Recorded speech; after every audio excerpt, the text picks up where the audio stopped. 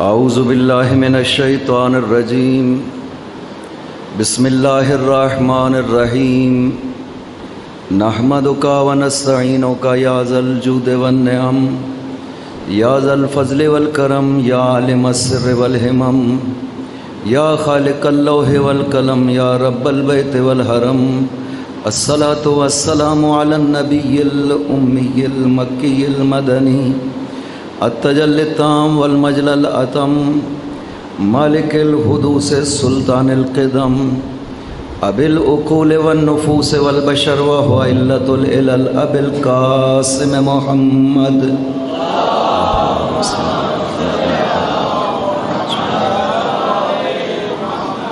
وعلى ابن عمه ووارث علمه وخلیفته صاحب الولایت التشریع والتکوین امیر المؤمنین وعلى السیدة المعصومة الجلیلہ التي هي جوہرة القدس من الکنز الخفی بدت فابدت علیات الاحرف وائمة الغر بل ابیها سیما بقیت اللہ العظم فی الارضین روحی لہ الفدا وارواح العالمین ولعنت اللہ علی اعدائہم اجمعین اما بعد بسم اللہ الرحمن الرحیم انما ولیکم اللہ ورسولہ والذین آمنوا الذین یقیمون الصلاة ویؤتون الزکاة وهم راکعون صلوات بر محمد اللہم صلی علی محمد وآل محمد وعجل فرجہم خداوند عظیم صدقہ محمد و آل محمد انشاءاللہ ہماری ان عبادات کو اپنی بارگاہ میں منظور و مقبول فرمائے۔ جن دوستوں نے ان مجالس کا اہتمام کیا ہے ان کی توفیقات میں اضافہ فرمائے۔ یہ دوست جس طرح سے مذہب کی خدمت کر رہے ہیں اسی طرح بہتر انداز میں دن دگنی رات چگنی ترقی ہو خداوند عظیم۔ بار الہ صدقہ محمد و آل محمد یہ ذکر مقدس جیسے جاری و ساری ہے تا ظہور امام زمان اسی طرح جاری و ساری رہے۔ بار الہ امام زمانہ کے ظہور میں تعجیل فرما، ان کے قلب مقدس کو ہم سے راضی و خوشنود فرما بفضلک و رحمتک یا ارحم الراحمین صلوات بر محمد و آل محمد اللہم صلی علی محمد و آل محمد وعجل فرجہم۔ مجلس کا عنوان جو فرمایا گیا ہے وہ کربلا محافظ توحید ہے۔ خداوند عظیم انسان کو اگر یہ شرف بخشے اور انسان راہ توحید پہ گامزن ہو جائے اور خداوند عظیم کی قربت اسے حاصل ہو جائے تو یہ سب سے بڑی سعادت ہے انسان کی زندگی میں، اور وہ زندگی کامیاب زندگی ہے جس میں ایک قدم بھی انسان خدا کی قربت کے لیے اٹھاتا ہے۔ ایک مومن ہونے کے ناطے ہماری ذمہ داری یہ ہے کہ ہر وہ کام کریں جس سے خدا کی رضا حاصل ہو، اور کوئی ایسا کام نہ کریں جس سے خدا ناراض ہوتا ہو۔ اور خداوند عظیم نے قرآن کریم میں اپنی رضا کے راستے بیان کیے ہیں کہ کس طرح سے رضا خدا کو حاصل کیا جا سکتا ہے۔ کربلا ہمارے لیے بہترین درس ہے رضا خدا کو سمجھنے کے لیے، اور رضا خدا کو پانے کے لیے سب سے بہتر درس اس کائنات میں اگر کہیں مل سکتا ہے تو یہ کربلا کے نام سے مجالس میں مل سکتا ہے، چونکہ مقصد کربلا صرف اور صرف یہی تھا۔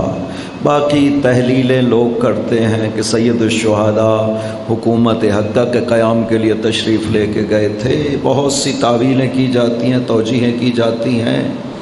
مولا نے خود جب مدینہ سے تشریف لے جا رہے تھے خود ارشاد فرمایا کہ میں کیوں جا رہا ہوں، تاکہ لوگوں کو ذرہ برابر بھی شک و شبہ نہ رہے کہ یہ سمجھا جائے۔ آج کے مورخ یہ کہتے ہیں کہ حسین جب کربلا پہنچے تو انہیں احساس ہوا کہ کوفہ والوں نے مجھے تنہا چھوڑ دیا ہے، میرا ساتھ نہیں دیا ہے، لہٰذا کوفہ والوں کی باتوں میں آ کر کے حسین گھر سے تو نکل آئے لیکن کربلا پہنچ کر اپنے اس سفر میں اپنی نہضت میں حسین نے پشیمانی کا اظہار کیا، جیسا کہ بلازوری نے انصاب الاشراف میں اس روایت کو نقل کیا ہے کہ حسین نے نعوذ باللہ من ذالک سید الشہداء کی عظمتیں اور سید الشہداء کا کردار تصور ہی نہیں کر سکتا انسان کہ حسین یہ جملہ ارشاد فرمائے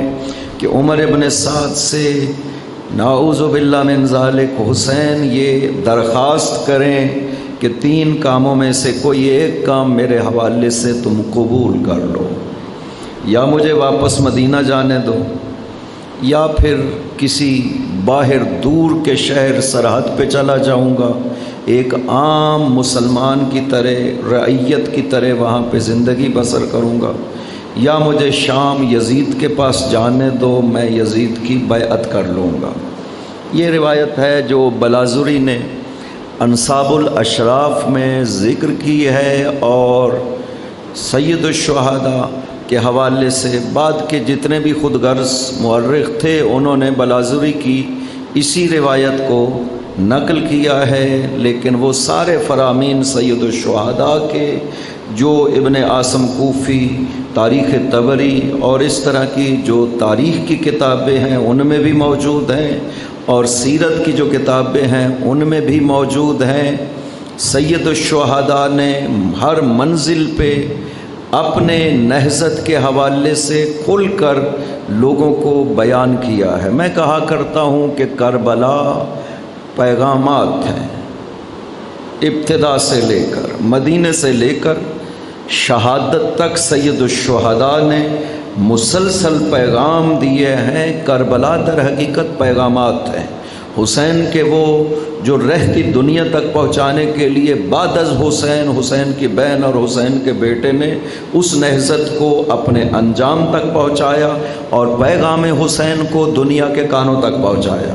لہٰذا کسی مرحلہ میں ذرہ برابر بھی اس میں ابہام پیدا نہیں کیا جا سکتا ہے اگر کوئی یہ کہنا چاہے۔ سید الشہداء حتیٰ شہادت سے پہلے جو خطبہ ارشاد فرماتے ہیں اس میں یہ ارشاد فرماتے ہیں کہ ان الدعی ابن دعی رکزنی بین سنتین، یہ بد نسل ابن بد نسل حسین سے کہتا ہے کہ 2 کاموں میں سے ایک کریے، بین ذلت و سلت، یا ذلت کو قبول کریں اور بیعت کر لیں یزید کی، یا شہادت کے لیے تیار ہو جائیں۔ فرماتے ہیں ہاتھ من الذلہ، حسین کبھی ذلت کو برداشت کر ہی نہیں سکتا۔ اے ہاتھ من الذلہ، اے ہاتھ من الذلہ، اے ہاتھ من الذلہ، اے ہاتھ من الذلہ، لبیک یا حسین، لبیک یا حسین، لبیک یا حسین، لبیک یا حسین، یا علی یا علی۔ حسین تو اس طرح سے فرماتے ہیں ہیہات من الذلہ، ہم کبھی ذلت کو قبول نہیں کر سکتے۔ لا اوتیکم بیدی اعطاء الذلیل ولا افر فرار العبید، نہ حسین ذلیل لوگوں کی طرح اپنا ہاتھ تمہارے ہاتھ میں دے گا اور نہ ہی حسین غلاموں کی طرح میدان چھوڑ کر جائے گا۔ لہٰذا حسین نے تو اس انداز میں شہادتیں پیش کی ہیں تاکہ کوئی شخص یہ شک نہ کر سکے کہ حسین نعوذ باللہ من ذالک بے بسی میں مارے گئے ہیں۔ حسین نے تو اپنے پورے اختیار سے اصحاب ایک ایک گئے میدان میں، عزیز ایک ایک گئے میدان میں، اپنے 6 ماہ کے بیٹے کو بھی اپنے ہاتھوں پہ اٹھا کر کے لائے ہیں میدان میں۔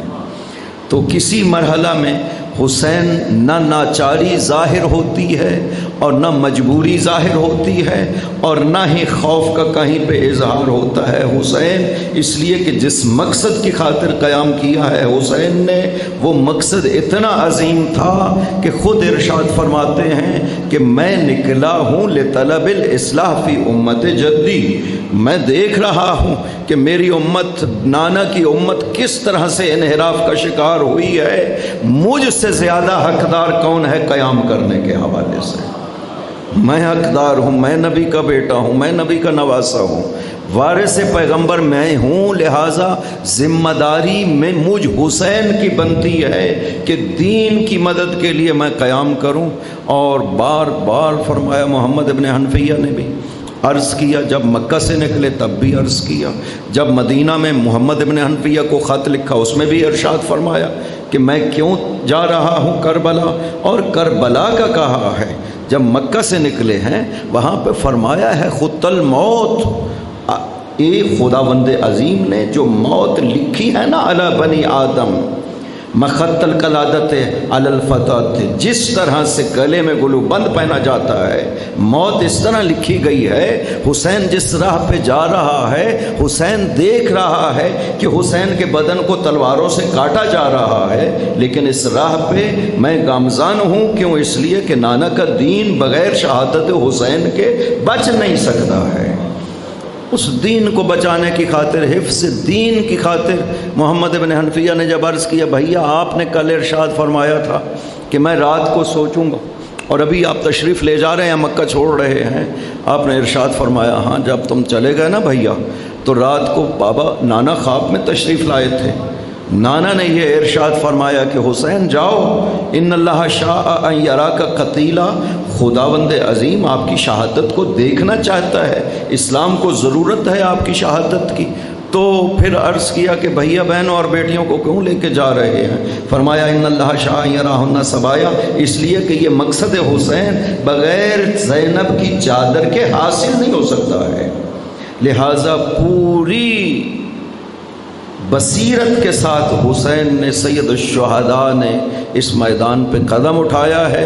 اور ایک زیارت میں جملہ ہے جو معصوم نے سید الشہداء کے لیے فرمایا ہے، امام جعفر صادق علیہ السلام، اللہم صلی علی محمد و آل محمد وعجل فرجہ، کہ خدا بندہ حسین وہ ہے الذی بذل مہجتہ فیکا، کہ جس نے اپنی جان تیری راہ میں بغیر کسی عوض کے پیش کر دی ہے۔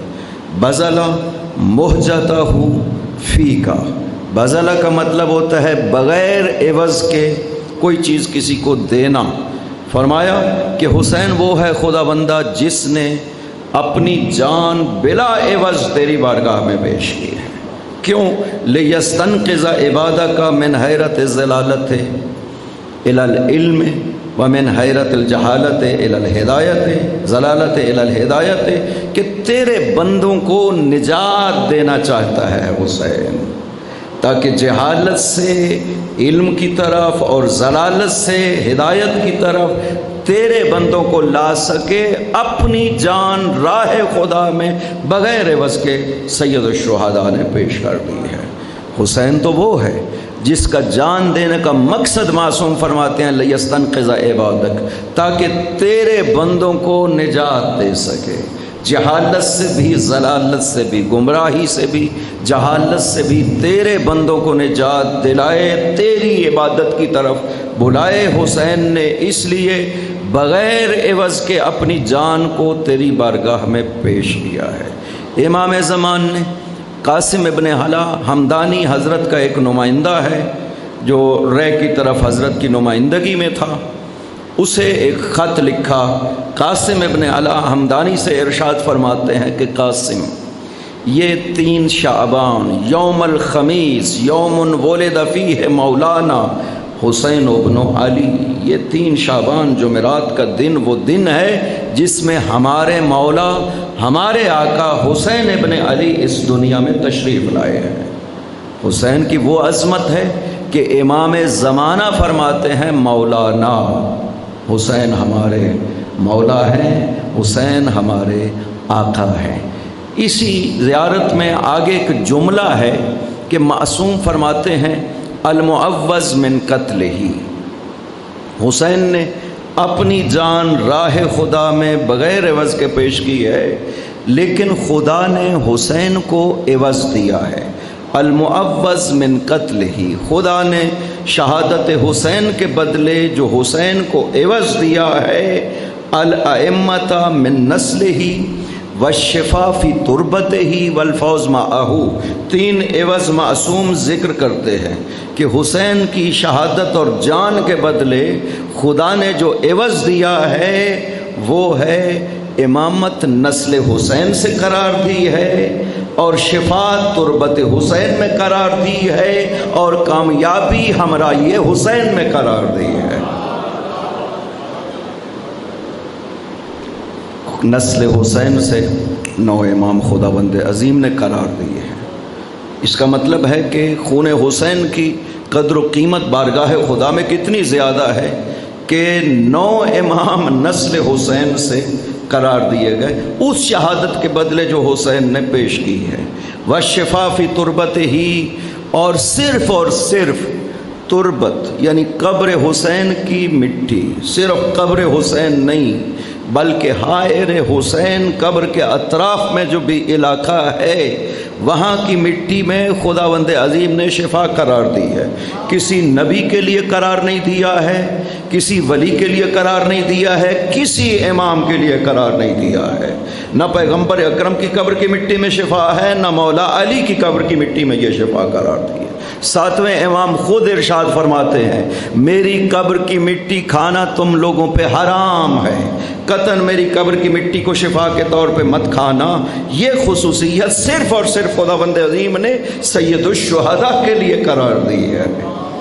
والشفا فی تربتہ، اور تربت حسین میں، اس مٹی میں جس میں خون حسین شامل ہوا ہے، خدا نے شفا قرار دی ہے۔ معصوم ارشاد فرماتے ہیں کہ اگر کسی کو کوئی بیمار ہو، شفا نہ مل رہی ہو، تو ایک چنے کے برابر ہمارے جد سید الشہداء کی قبر کی مٹی لے، پانی گلاس میں شامل کرے اور اس پانی کو پی لے، ہر قسم کی بیماری سے شفا عطا کرے گا خداوند عظیم۔ یہ وعدہ ہے خداوند عظیم کا کہ ہر بیماری سے شفا اس مٹی میں نے قرار دی ہے۔ والفوز معہ، اور کامیابی حسین کے ساتھ، جو حسین کے ساتھ ہے وہ کامیاب ہے۔ یا لیتنی کنا معکم فافوز فوزا عظیما، ہم بھی یہ خواہش کرتے ہیں، ہمیں بھی معصوم نے یہ تعلیم دیا ہے تم بھی ایسی دعا کرنا، کاش ہم آپ کے ساتھ ہوتے، ہم بھی کامیاب ہوتے، عظیم کامیابی پا جاتے آپ کے ساتھ ہونے میں۔ ہمارے لیے کردار ان ہستیوں کا جو کربلا میں موجود تھی، جو غیر معصوم ہیں، اصحاب کی بات کر رہا ہوں۔ سید الشہداء کے ساتھ کچھ اور معصوم ہستیاں بھی شہید ہوئی ہیں جن کا تعلق آل محمد سے ہے، ان کی بات نہیں کر رہا ہوں۔ حضرت عباس، حضرت علی اکبر، ان کی بات نہیں کر رہا ہوں۔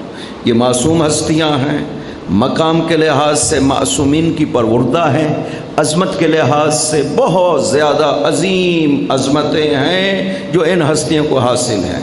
لہٰذا ہم اپنے آپ کو قطعاً اس قابل ہی نہیں سمجھتے کہ ہم کہہ سکیں کہ وہ امام نہیں تھے لہٰذا ہم بھی ویسا کر سکتے ہیں۔ نہیں، حضرت عباس روحی لہ الفدا، یہ وہ عظیم ہستی ہے کہ جس کی تربیت 3 معصوموں نے خود فرمائی ہے۔ یہ اتنا عظیم ہستی ہے۔ مولا امیر تربیت کرتے ہیں اصحاب کی جو باہر سے آئے تھے، ان کی تربیت کرتے ہیں تو وہ صاحب علم منایا و بلایا بن جاتے ہیں۔ رشید حجری، قمبر، میسا میں تمار، یہ لوگوں کو ان کی موت کے حوالے سے خبر دیتے ہیں کہ تم کیسے دنیا سے جاؤ گے، کب جاؤ گے۔ یہ وہ ہیں جن کی تربیت مولا امیر نے کی، لیکن یہ باہر سے آئے تھے۔ عباس مولا علی کے گھر میں پیدا ہوئے ہیں، علی کی گود میں تربیت پائی ہے عباس نے۔ عباس کے ہاتھ علی چومتے ہیں، حسین چومتے ہیں۔ یہ کم مقام و مرتبہ نہیں ہے۔ حضرت عباس کے لیے سید الشہداء کا یہ جملہ جو 9 محرم کی عصر کو آپ نے ارشاد فرمایا تھا، یا عباس ارکب بنفسی انت یا اخی، اے عباس گھوڑے پہ سوار ہو، میرے بھائی میری جان تم پہ قربان ہو۔ یہ حضرت عباس ہے۔ علی اکبر جب جا رہے، پیچھے سے آیت پڑھ رہے تھے حسین کہ ان اللہ اصطفیٰ آدم و نوحا و آل ابراہیم و آل عمران علی العالمین ذریۃ بعضھا من بعض۔ یہ جب علی اکبر جائے، لہٰذا ان کے مقامات بہت بلند ہیں۔ دو بھائی امام نہیں بن سکتے سیدہ کی اولاد کے علاوہ، یہ فخر صرف سیدہ کی اولاد کو ہے کہ ان کے دو بیٹے امام بنے ہیں، ورنہ دو بھائی امام نہیں بن سکتے ہیں۔ سیدہ کی اولاد کے علاوہ کسی خاتون سے بے شک مولا علی کا بیٹا ہو امام نہیں بن سکتا ہے۔ امامت منحصر ہے نسل سیدہ سلام اللہ علیہا پہ۔ یہی وجہ ہے کہ نہ علی اکبر امام بن سکتے نہ حضرت عباس امام بن سکتے ہیں۔ وہ اس معنی کی وجہ سے ہے، مقام کے لحاظ سے سارے مقامات موجود ہیں جو امامت کے لیے ہونے چاہیے، لہذا یہ ہستیاں عظیم ہیں۔ بات ہے اصحاب کی کہ وہ معصوم نہیں تھے، لیکن کربلا میں دیکھیں ان اصحاب نے اپنے آپ کو حسین کے لیے کیسے پیش کیا۔ کیوں؟ اس لیے کہ وہ اس بات کا ادراک مکمل رکھتے ہیں کہ اس شہادت میں خدا کی رضا شامل ہے، کہ رضا خدا کو حاصل کرنے کے لیے جناب مسلم ابن اوس کوفہ کے بازار میں کھڑے ہیں، حبیب ابن مظاہر پیچھے سے آئے، کہا مسلم کیا کر رہے ہو؟ کہا رنگ خرید رہا ہوں۔ کس لیے؟ کہا یہ محاسن، داڑھی سفید ہو گئی ہے، داڑھی کو رنگ کروں گا۔ کہا اس رنگ کو چھوڑو، آؤ ایک ایسا رنگ کرتے ہیں جو قیامت تک کے لیے نہیں اترنے والا ہے۔ کہا کیا ہوا؟ کہا نواسہ رسول کربلا پہنچا ہے، آؤ اس کی مدد کرتے ہیں، شہادت کے ذریعے سے جنت میں چلے جائیں گے، رنگ خدا حاصل ہوگا جو کبھی ختم نہیں ہونے والا ہے۔ یہ رضا خدا صرف اور صرف خدا کی خاطر، خدا چونکہ اس بات پہ راضی ہے، اس چیز کا اتنا ادراک کیا کہ سید حنفی زور کی نماز سید الشہداء نے جب پڑھی، اس وقت حملہ اولا ہو چکا تھا، حملہ اولا میں 50 اصحاب حسین شہید ہو گئے تھے، لیکن ظہر کی نماز کا وقت ہوتا ہے، اصحاب موجود ہیں، کچھ حبیب ابن مظاہر موجود ہیں، زہیر موجود ہے، سعید موجود ہیں، چند اور بھی افراد موجود ہیں۔ ایک مرتبہ ابو ثمامہ سیداوی نے آ کر کے عرض کیا، یا ابن رسول اللہ، نماز کا وقت ہو گیا ہے، میرا دل چاہتا ہے کہ جب میں خدا کے حضور جاؤں تو آخری نماز آپ کی اقتداء میں ادا کر کے جاؤں۔ سید الشہداء نے کربلا کے میدان میں جماعت کے ساتھ نماز پڑھی ہے، نماز 2 رکعت تھی ظہر کی، خوف کی نہیں تھی۔ بعض غلطی سے یہ بات کہتے ہیں کہ حسین نے 2 رکعت نماز خوف پڑھی، نہیں، حضرت نے نماز قصر پڑھی ہے، مسافر تھے کربلا میں، لہٰذا 2 رکعت نماز پڑھی سید الشہداء نے۔ فرمایا کہ یہ قوم تو نہیں روکے گی، حبیب نے بات کی نا قوم سے کہ روکو نماز پڑھنے دو، ہم نماز پڑھنا چاہتے ہیں۔ ایک لعین نے آگے سے بول کر کے کہا کہ جتنی نمازیں مرضیہ پڑھو تمہاری نمازیں قبول نہیں ہیں۔ دیکھا ہے کہ ادھر حسین ہے اور ادھر یزید ہے، وہ کہتا ہے حسین کو کہ تم جتنی نمازیں مرضیہ پڑھ لو تمہاری نماز قبول نہیں ہے۔ آگے سے حبیب نے جواب دیا کہ تم حیوان ہو، تم رسول کے نواسے کے لیے کہہ رہے ہو، اس کی نماز قبول نہیں ہے، تم جو یزید کی اطاعت میں ہو تمہاری نماز قبول ہو جائے گی۔ لہٰذا وہ نہیں روکے، جنگ سے وہ نہیں روکے۔ سید الشہداء نے کہا کہ کون ہے جو ہمیں نماز پڑھائے گا، مطلب ہے وہ ہماری حفاظت کرے، ہم جماعت کے ساتھ نماز پڑھتے ہیں۔ سعید حنفی نے عرض کیا، یا ابن رسول اللہ آپ نماز پڑھیے، میں سامنے کھڑے ہو جاتا ہوں۔ آپ نے نماز شروع کی، سعید آگے کھڑا ہو گیا اور جدھر سے تیر آیا سعید اپنے سینے پہ لے رہا تھا، بوڑھا آدمی ہے، جوان نہیں تھا، ایک تیر بھی کافی تھا اس کی موت کے لیے، لیکن جتنی دیر میں نماز حسین ہوتی رہی سعید کھڑا رہا سامنے، جدھر سے تیر آتا ہے خود کو اپنے آپ کو پیش کرتا ہے، تیر اسے لگتا ہے، ادھر حسین کی نماز ختم ہوئی، ادھر سعید زمین پہ گر گیا۔ 13 تیر لگے تھے سعید کو۔ حسین نے فرمایا ابشرک بالجنہ، سعید تمہیں جنت کی بشارت ہو، کوئی وصیت نہیں کرنا چاہو گے؟ اس نے عرض کیا مولا ایک سوال ہے، حل وفیت، مولا میں نے وفا کر دی ہے، اپنی ذمہ داری پوری کر دی ہے۔ حسین نے فرمایا تم نے ذمہ داری پوری کی ہے، جاؤ جنت کے دروازے تمہارے لیے کھل گئے ہیں۔ اس طرح سے انسان کو حق کا عرفان ہو جائے اور خدا کی رضا کی خاطر اپنی جان کو اس طرح سے حسین پہ قربان کرے۔ وہ جملے جو شب عاشور فرمائے گئے یہ سب، لہٰذا انسان کے لیے کربلا بہترین درس ہے راہ خدا پہ قدم اٹھانے کے لیے۔ معرفت خدا کے لیے سب سے بہترین درس ہمارے لیے کربلا ہے۔ ان اصحاب کے وہ جملے ہیں جو انہوں نے بارگاہ خدا میں عرض کیے ہیں۔ شب عاشور کس لیے لی سید الشہداء نے؟ بھیا عباس ان سے جاؤ بات کرو، ایک رات کی مہلت دی۔ ایک صحابی نے عرض کیا یا ابن رسول اللہ الحرب سواء اليوم وغد، مولا کیا فرق پڑتا ہے، جنگ تو ہونی ہے، آج ہو جائے یا کل ہو جائے، مولا کیوں مہلت مانگ رہے ہیں؟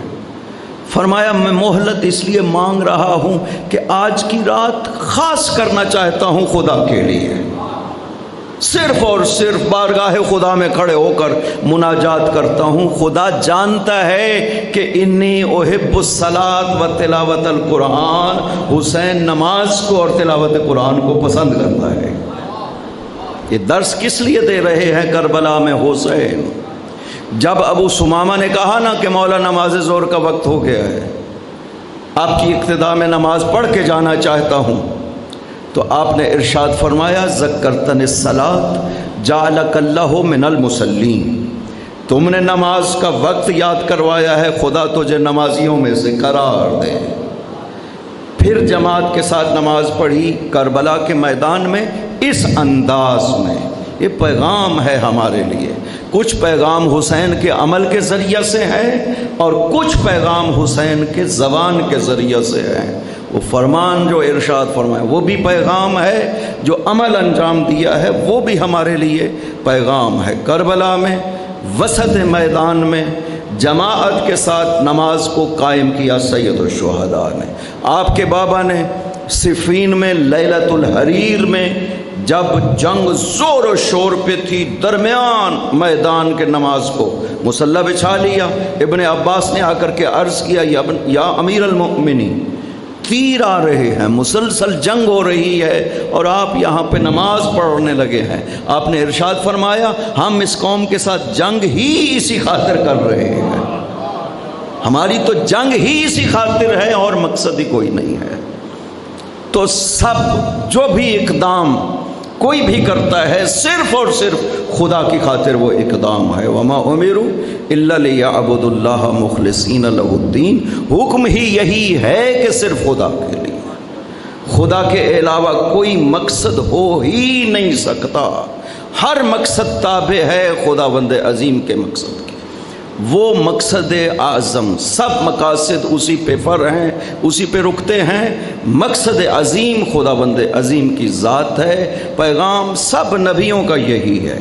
قل انما انا بشر مثلکم، خدا بند عظیم پیغمبر کو ارشاد فرمایا پیغمبر انہیں بتاؤ آپ کون ہیں، آپ کا مقصد کیا ہے، ہم نے آپ کو نبی بنا کر کیوں بھیجا ہے، امام جو خدا بناتا ہے کیوں بناتا ہے، ہمارے لیے امام کا انتخاب کیوں کرتا ہے، ہمارے لیے نبی اس نے کیوں بھیجا ہے۔ وہ قرآن میں کہتا ہے، سورہ کہف کی آخری آیت میں فرماتا ہے کہ پیغمبر انہیں کہو کہ آپ کیوں آئے ہیں۔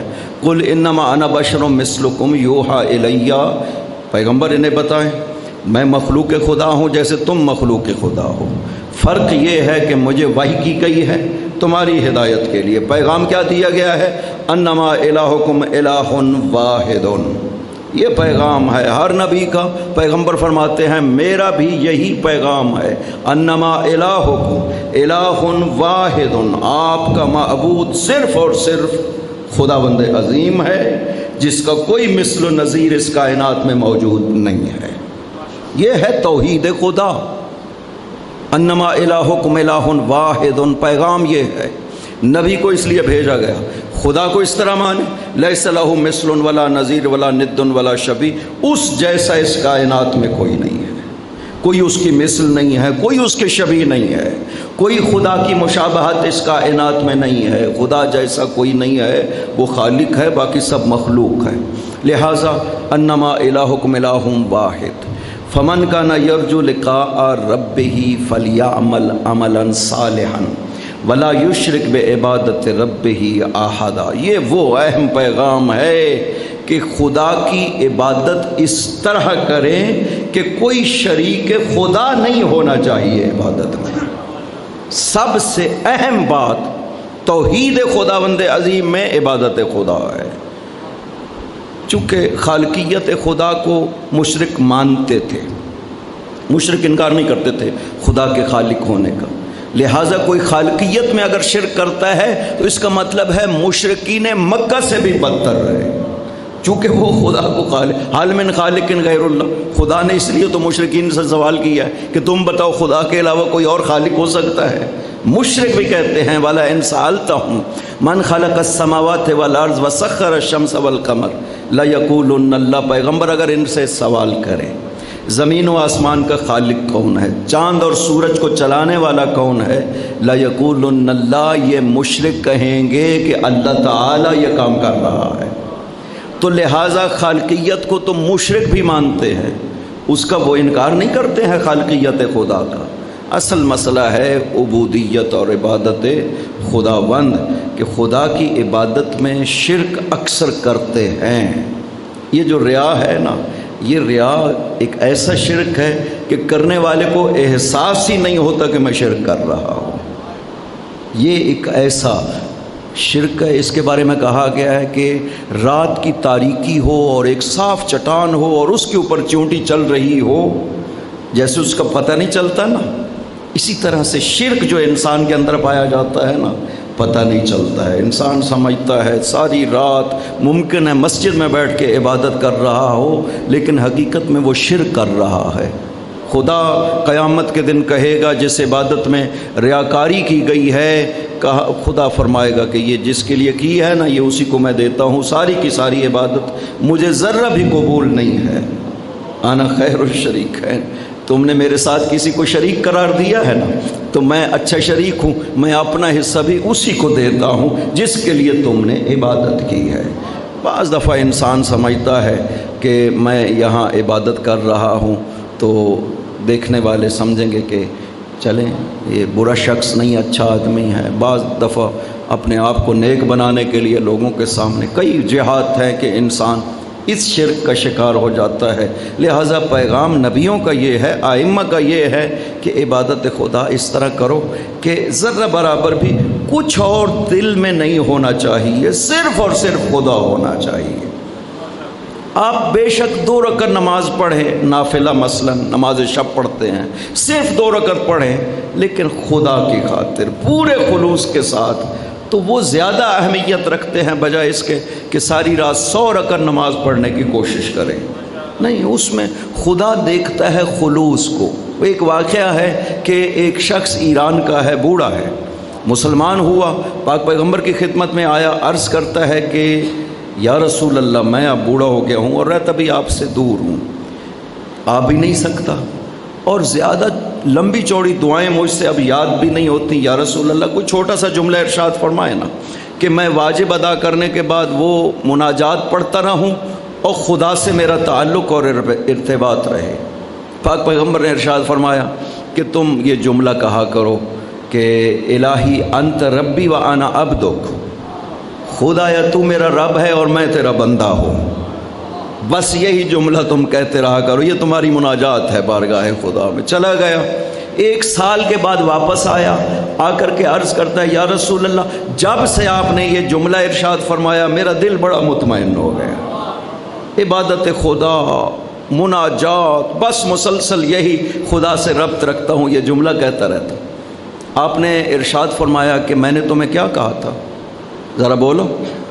اس نے عرض کیا کہ یا رسول اللہ آپ نے ارشاد فرمایا تھا نا الہی انت عبدی و انا ربک، بالکل برعکس ہو گیا کہ خدایا تو میرا بندہ ہے اور میں تیرا رب ہوں۔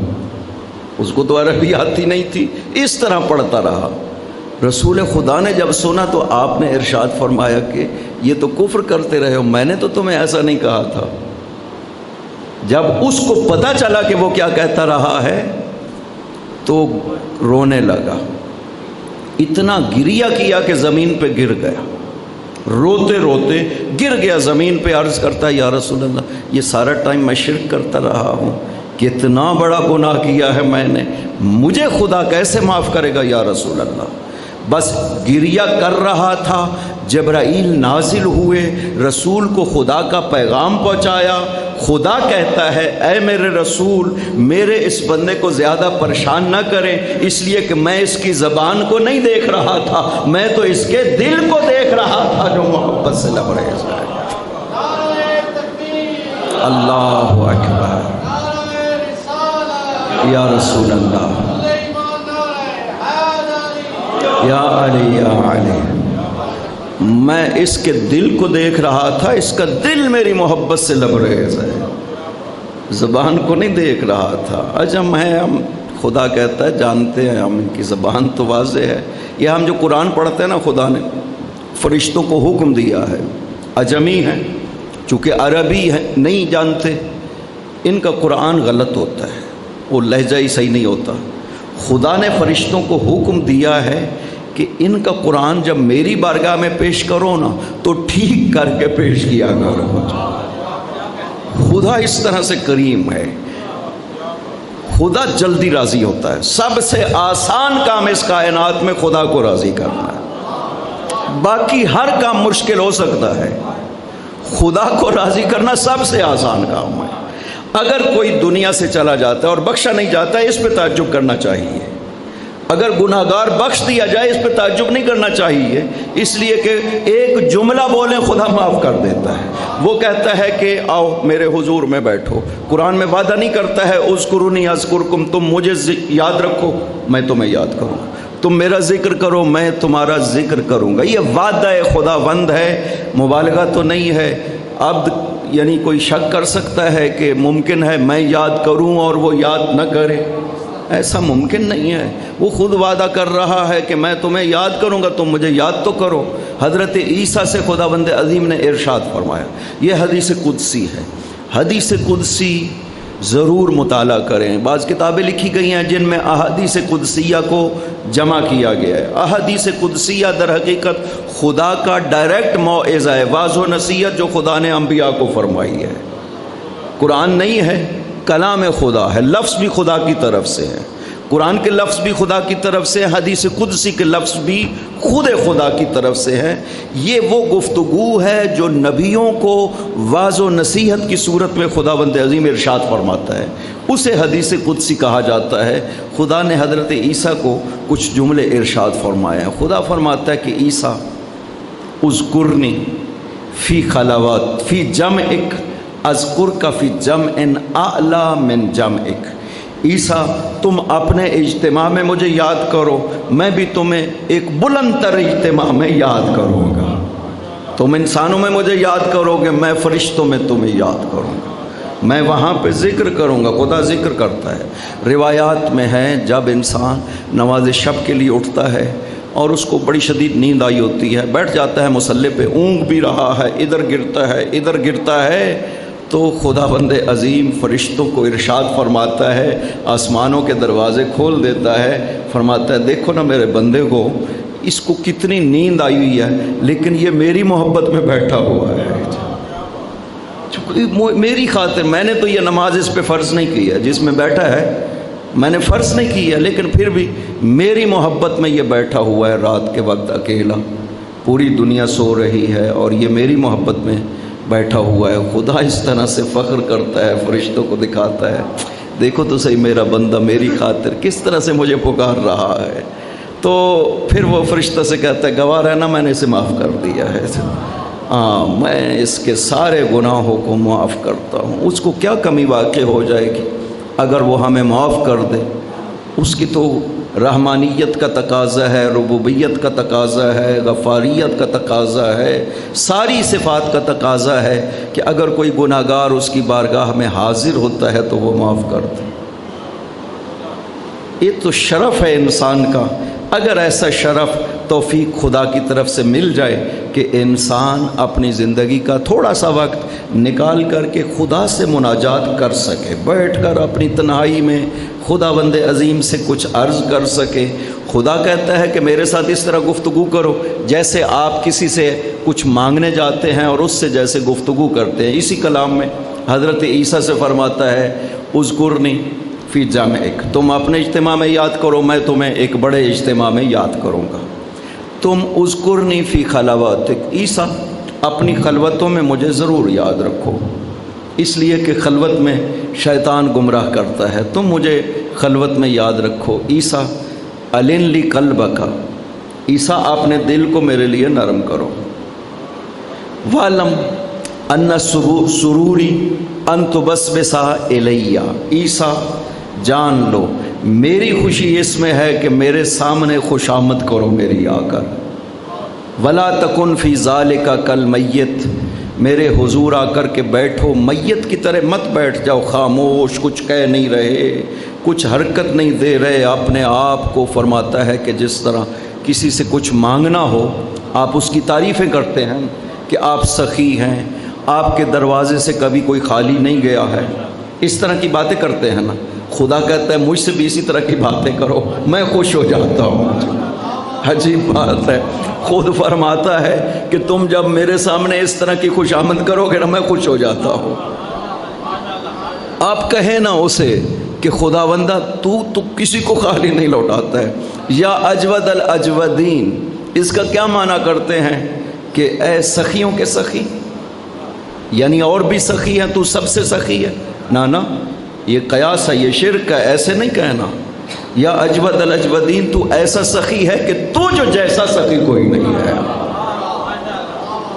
تو ایسا رحم کرنے والا ہے کہ تو جو جیسا کوئی رحم کرنے والا نہیں ہے۔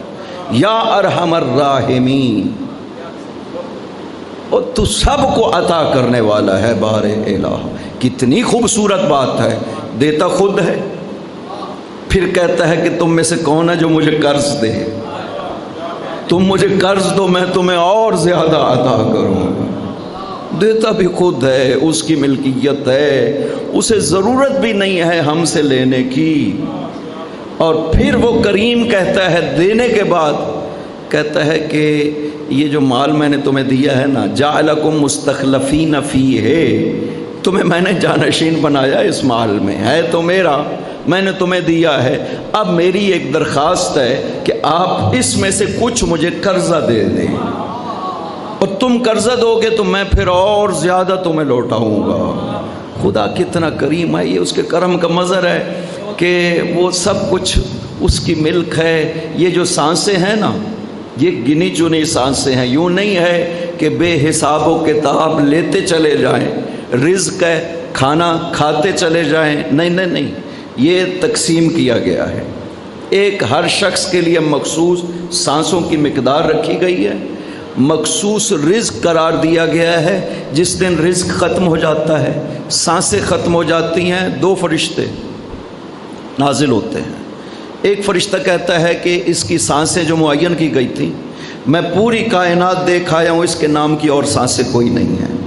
دوسرا فرشتہ کہتا ہے کہ جو رزق اس کے لیے قرار دیا گیا تھا، پوری کائنات میں اس نام کا اور کوئی رزق باقی نہیں ہے، لہٰذا اس کی زندگی اختتام پذیر ہو گئی۔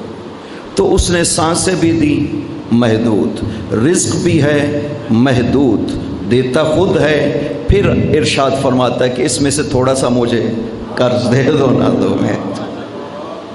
ایک شخص ہے، بلخ کا رہنے والا ہے، یہ ہر سال حج پہ آتا ہے، اور حج سے واپسی پہ امام زین العابدین علیہ السلام اللہم صلی علی محمد کرنے کے لیے اور تحائف لے کے آتا ہے، گھر سے باقاعدہ چلتے ہوئے خریداریاں کرتا ہے، بیگم کو بتاتا ہے کہ یہ میں اپنے امام کی خدمت میں جاؤں گا، انہیں یہ ہدیہ دوں گا۔ تو ایک سال بیگم نے کہا کہ تم جو ہر سال جاتے ہو، اپنے ہستی جن کے لیے تحفے لے کے جاتے ہو، کیا کبھی انہوں نے بھی تمہیں کوئی تحفے میں چیز دی ہے؟ اس نے کہا خدا کی بندی، وہ مالک کائنات ہیں، انہیں میرے تحفوں کی ضرورت نہیں ہے، یہ میرا خلوص ہے جو میں پیش کرتا ہوں انہیں۔ وہ اس پوری کائنات کے مالک ہے، خدا نے ہر چیز پہ اختیار دیا ہے انہیں. یہ میرا مال بھی جو ہے نا یہ انہی کی ملکیت ہے. یہ تو ہمارا خلوص ہے جو ہم پیش کرتے ہیں جا کر کے، انہیں اس کی ضرورت نہیں ہے. وہ تو آگے ہدیہ کر دیتے ہیں جو ان کو پیش کیا جاتا ہے. تو جب آیا نا اس سال حج پہ اور واپس گیا حضرت کی خدمت میں، تو کھانا لگایا اور حضرت نے ارشاد فرمایا کہ آؤ میرے ساتھ کھانا کھاؤ. کھانا کھایا حضرت کے ساتھ. اٹھا حضرت کو عرض کرتا ہے کہ ابن رسول اللہ میں آپ کے ہاتھ دھلاتا ہوں. آپ نے فرمایا کہ نہیں تم مہمان ہو. اس نے کہا نہیں مولا میری خواہش ہے، یہ شرف مجھے بخشے. آپ نے کہا ٹھیک ہے. ایک بڑا سا برتن لے آئے تاکہ پانی اس میں گرے.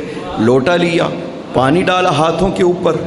جب 1/7 تیسرا حصہ اس برتن کا پانی سے بھر گیا تو آپ نے پوچھا کہ یہ کیا ہے؟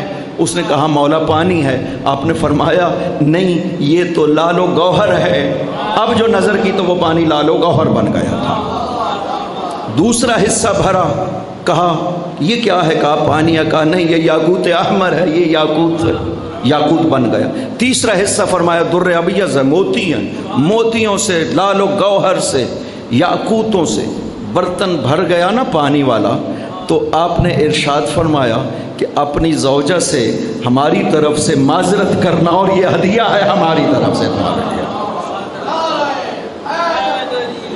یا علی یا علی. امام اس طرح سے ہونا چاہیے. ایسے امام بنانے کا کوئی فائدہ نہیں ہے جسے پس دیوار کا پتہ ہی نہ ہو کہ کیا ہو رہا ہے. جسے ہمارا امام بنایا گیا ہے نا اس کے لیے برابر ہے ساری مخلوق، انسان غیر انسان، سامنے والے ہوں پس پردہ ہو، مشرق میں ہو مغرب میں ہو، سب کا وہ امام ہے. صرف ان کا امام نہیں ہے جو سامنے بیٹھے ہوئے ہیں، وہ سب کا امام قرار دیا گیا ہے. لہٰذا بات بلخ میں ہوئی تھی اس کی اور زوجہ کے بیچ میں، اور امام فرماتے ہیں ہماری طرف سے معذرت کرنا اور یہ ہدیہ ہے جا کر پیش کرنا اسے. جب یہ گیا واپس جا کر اپنی زوجہ سے کہا کہ تم نے بات کی تھی. معصوم متوجہ ہو گئے وہ امام حق ہے، خدا نے ان کو حجت قرار دیا ہے، لہٰذا انہوں نے یہ تحفہ بھیجا ہے. اس خاتون نے جب دیکھا تب معرفت امام ہوئی اور عرض کرتی ہے کہ اب جب جاؤ نا تو مجھے لے کے جانا، میں بھی امام کی زیارت کروں. تم ہر سال امام کی زیارت کرتے ہو، اب کی بار جب جاؤ تو میں بھی جاؤں گی تاکہ میں بھی امام کی زیارت کروں. یہ لے کر کے آیا. ایک منزل دور تھے مدینہ سے کہ وہ خاتون مریض ہوئی، مریض مرض الموت بالکل. یہ اسے خیمہ میں چھوڑ کے اکیلا گیا حضرت کی خدمت میں اور جا کر کے سلام عرض کیا، اور حضرت نے جواب میں ارشاد فرمایا کہ جاؤ تمہاری زوجہ زندہ و سالم موجود ہے، واپس آؤ. یہ واپس آیا، آ کر کے بیوی سے پوچھا کہ کیا ہوا تھا. اس نے کہا کہ جب تم نکلے تو اسرائیل نے آ کر کے میری روح کو قبض کر لیا تھا. روح کو قبض کر کے اسرائیل باہر نکل رہے تھے. ایک ہستی خیمے کے دروازے سے داخل ہوئی اور سلام کیا. اسرائیل نے جواب دیا.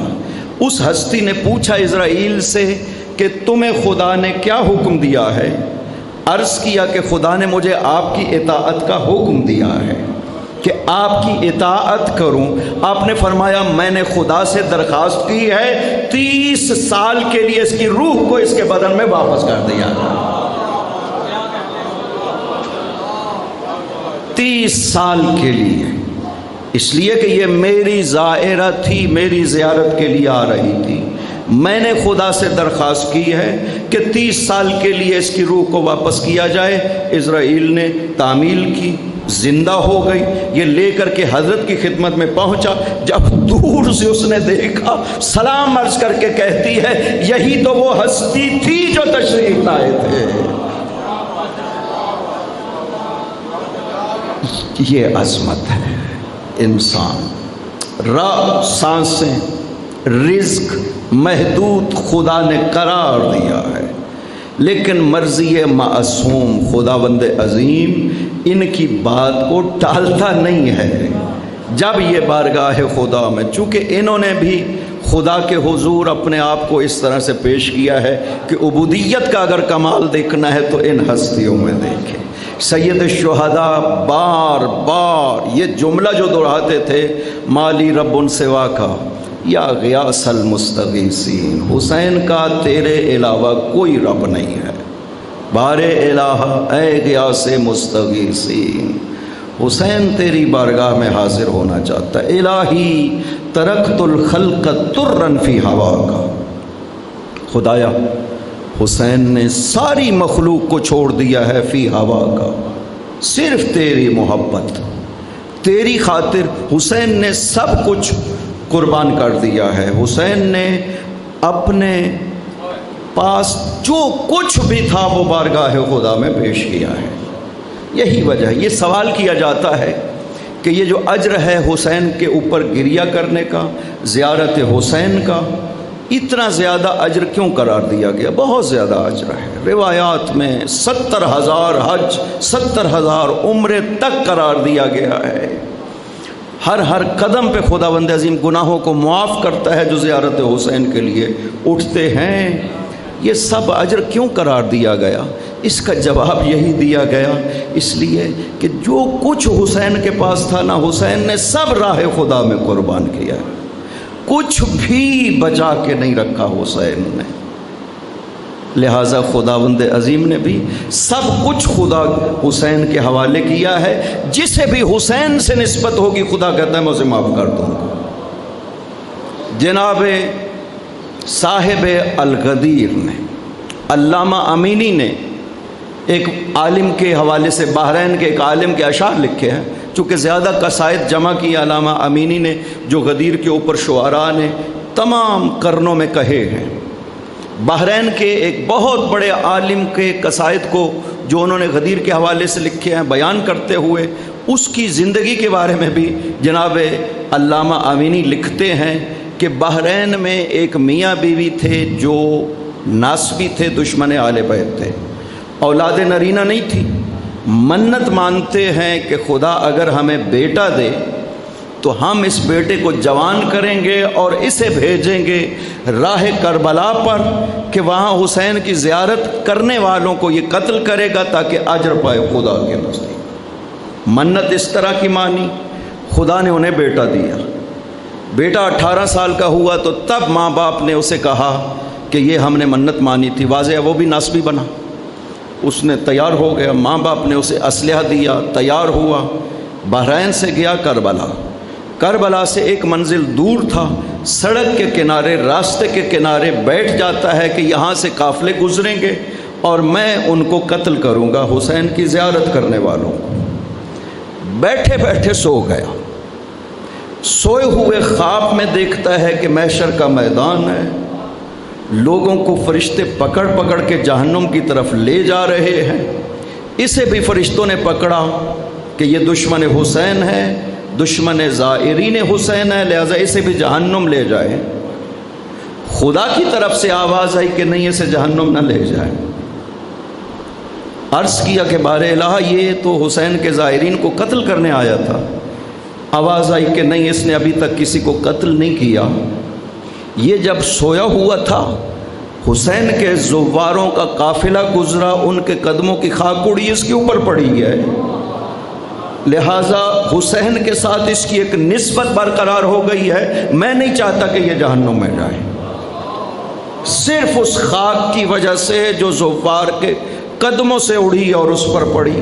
خدا کہتا ہے کہ نہیں، میں نہیں چاہتا۔ بیدار ہوتا ہے، ایک مرتبہ اسلحہ پھینکتا ہے، دوڑ کے جاتا ہے روضہ حسین کی طرف، توبہ کرتا ہے، شیعہ ہوتا ہے اور دین کا بہت بڑا عالم بنتا ہے۔ حسین سے اتنی سی بھی نسبت برقرار ہو، خدا کہتا میں عذاب نہیں کروں گا، اس لیے کہ اس کا تعلق میرے حسین سے برقرار ہوا ہے۔ ابن عباس بیان کرتے ہیں کہ ایک دن پیغمبر نے نماز ظہر کے بعد تشریف فرما ہوئے اور موعظہ شروع کیا۔ اسی اثناء میں حسن و حسین داخل ہوئے۔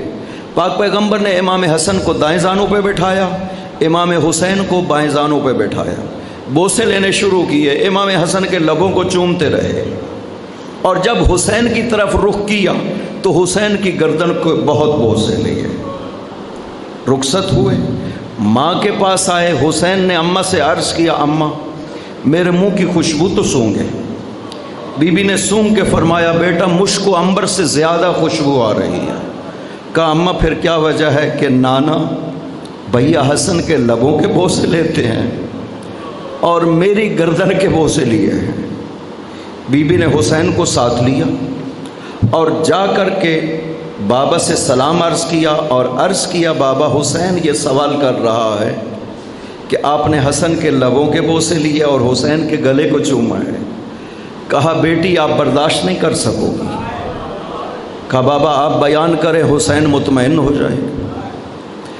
فرمایا بیٹی میرے بعد میرے حسن کو زہر دی جائے گی، میرے بیٹے حسن کا جگر کٹ کے منہ سے گرے گا، میں اس لیے حسن کے لبوں کو چومتا ہوں، اور بیٹی میرے بعد میرے حسین کے گلے پہ 12 ضربیں خنجر کی چلیں گی اور میرے حسین کے گلے کو کاٹا جائے گا۔ جب یہ سنا نا تو بیٹی نے ایک سوال کیا بابا یہ مدینہ میں ہوگا یا مدینہ سے باہر ہوگا؟ فرمایا بیٹی یہ مدینہ سے باہر ہوگا۔ پوچھا بابا آپ موجود ہوں گے؟ فرمایا میں نہیں موجود ہوں گا۔ کہا علی؟ فرمایا نہیں وہ بھی نہیں ہوں گے۔ اپنا پوچھا بابا میں؟ فرمایا نہیں۔ کہا حسن؟ کہا نہیں بیٹی وہ بھی نہیں ہوں گے۔ رو کر کے ایک سوال کیا بابا میں یغسلہ و یکفنہ، بابا میرے حسین کو غسل و کفن کون دے گا؟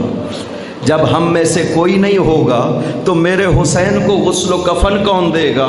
رو کر کے ارشاد فرمایا بیٹی تیرے حسین کو نہ غسل دیا جائے گا نہ کفن دیا جائے گا، 3 دن تک تیرے حسین کی لاش کربلا کی گرم ریت پر پڑی رہے گی۔ اجرکم علی اللہ۔ حسین وہ مظلوم ہے جس پر صرف اپنے نہیں روئے بلکہ لشکر اعداء بھی کئی جگہوں پہ حسین پہ رویا ہے۔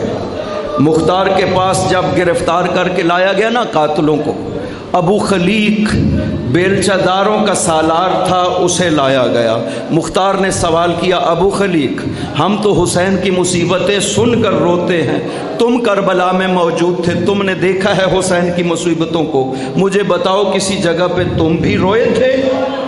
جب یہ پوچھا نا تو ابو خلیق نے کہا مختار ایک جگہ پہ صرف میں نہیں بلکہ پورا لشکر حسین کی مظلومیت پہ رویا تھا۔ پوچھا وہ کون سا منظر تھا؟ کہا مختار جب علی اصغر کی لاش حسین کے ہاتھوں پہ تھی، حال یہ تھا حسین صحرائے کربلا میں کبھی آگے جاتے تھے کبھی پیچھے جاتے تھے، اس مظلومیت حسین کو لشکر اعداء بھی برداشت نہ کر سکا، سب چیخے مار کر رو رہے تھے حسین اس لاش علی اصغر کو کیا کرے، کبھی آگے جاتے تھے کبھی پیچھے جاتے تھے، برداشت نہ کر سکے، زمین پر بیٹھ کر خدا سے عرض کیا خدا بندہ یہ میرے علی اصغر کی لاش ہے، میں اس کا کیا کروں، میرا اصغر پیاسا گیا ہے دنیا میں۔ خدا نے آواز دی حسین میں نے علی اصغر کو پانی پلانے کا بندوبست کر دیا ہے۔ اور دوسرا منظر جس پہ پورا لشکر رویا ہے، جب علی کی بیٹی آئی نا کربلا کے میدان میں، رسیوں میں بندھی ہوئی تھی علی کی بیٹی، لاش حسین پہ کھڑے ہو کر کے مرثیہ پڑھا زینب بنت علی نے، مدینہ کی طرف رخ کر کے نانا سے عرض کیا تھا نانا صلی علیکم ملیک السما، تجھ پہ فرشتے سلام بھیجتے ہیں، نانا آئے نا میرے حسین کو دیکھے، میرے حسین کی گردن کٹ گئی ہے، بازو کٹے ہوئے ہیں، داڑھی خون سے رنگین ہو گئی ہے، اور میرے حسین کو کفن دینے والا کوئی نہیں ہے، نانا تیری بیٹیاں قیدی بنا لی گئی ہیں۔ وَسَيَعْلَمُ الَّذِينَ ظَلَمُوا أَيَّ مُنْقَلَبٍ يَنْقَلِبُونَ۔ بار الاسد کا محمد والے محمد اس عبادت کو منظور و مقبول فرما، بار ماتم حسین